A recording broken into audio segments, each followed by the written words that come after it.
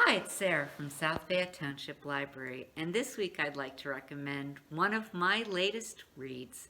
It's Lisa Wingate's 2020 New York Times bestseller, The Book of Lost Friends. This is a work of historical fiction, and the chapters alternate between Louisiana in 1875 and Louisiana in 1987. And between those two types of chapters, real life ads appear from the Lost Friends column. This was a column in Methodist newspapers where former slaves placed advertisements hoping to find their lost loved ones. They were heartfelt ads describing the person that they're looking for, the last time they saw them, their name, and their descriptions. And they're amazing to read. The chapters from 1875 are taking place during the Reconstruction period following the Civil War. And these chapters are the story of three young girls who are traveling together from Louisiana to Texas in search of their family. And they're a very unlikely trio. There's Hanny, a former slave from a plantation called Goswood Grove. There's Lavinia, the heir to the Goswood Grove plantation, and there's Lavinia's half-sister, Juno Jane, who's part Creole. And Lavinia and Juno Jane are searching for their father.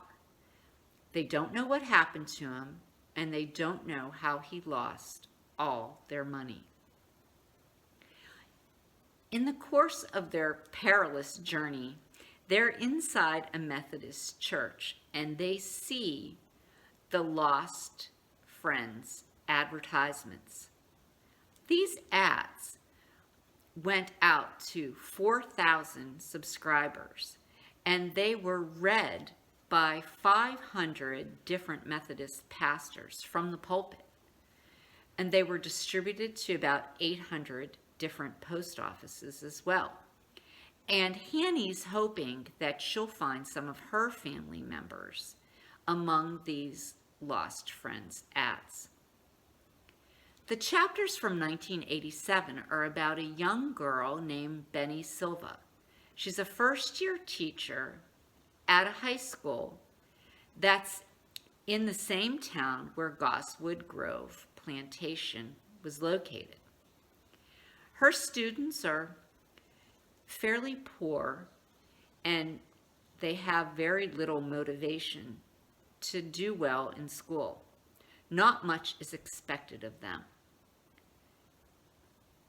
Benny Silva soon learns that the house she's staying in is on land that was part of Goswood Grove.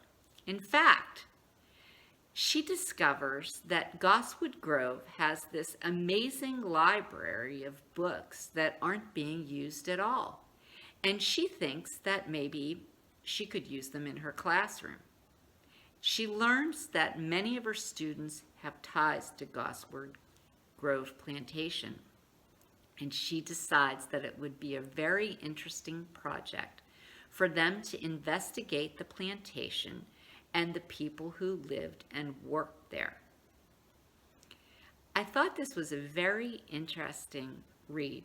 The characters are very well drawn out, and I love that Lisa Wingate got her inspiration for writing the book from an email that she got from a fan.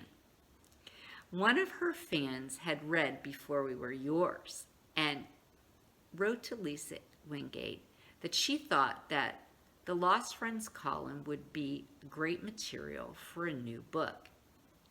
This woman was a volunteer at the Historical New Orleans collection, and she was entering ads from the Lost Friends column into a database so that they could be accessed by many people through the internet who are doing genealogy and other types of projects.